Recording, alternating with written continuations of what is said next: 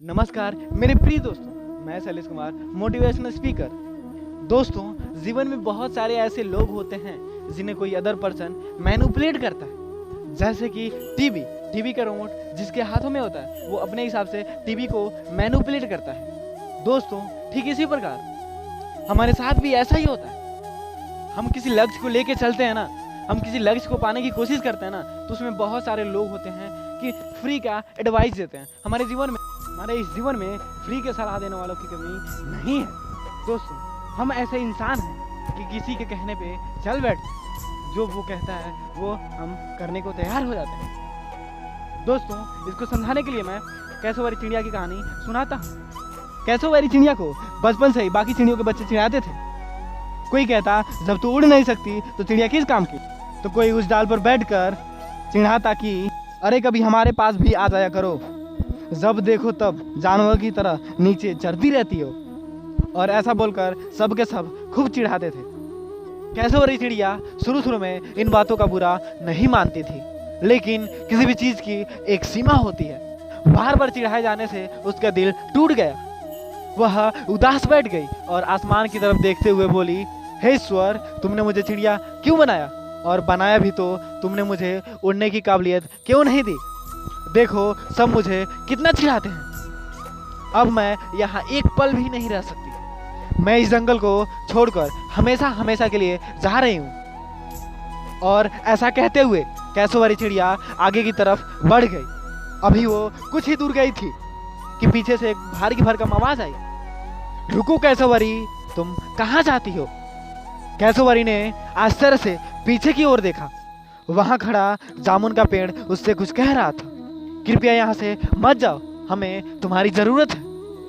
पूरे जंगल में हम तुम्हारी वजह से ही फल फूल पाते। वो तुम ही हो जो हम लोगों के फलों को अंदर तक खाती हो और हमारे बीजों को पूरे जंगल में बिखेरती हो सकता है बाकी चिड़ियों के लिए तुम मायने नहीं रखती, लेकिन हम पेड़ों के लिए कोई दूसरी चिड़िया नहीं है। मत जाओ कैसोवरी, तुम्हारी जगह कोई और नहीं ले सकता।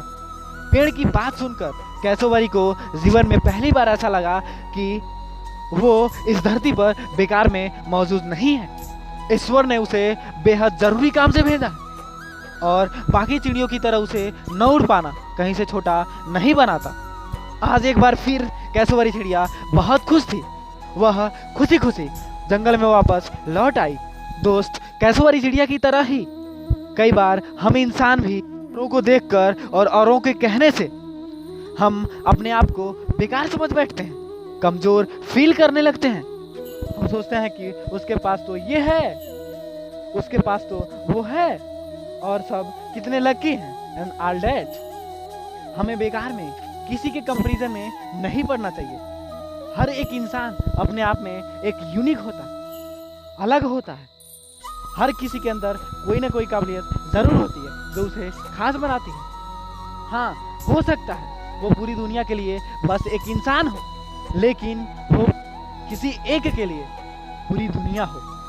और इसलिए लाइफ की इम्पोर्टेंस को समझिए और अपने इस मूल्यवान जीवन को पॉजिटिव सोच दीजिए। यकीन मानिए, सकारात्मक सोच की ये तोहफा पूरी जिंदगी संवार देगी।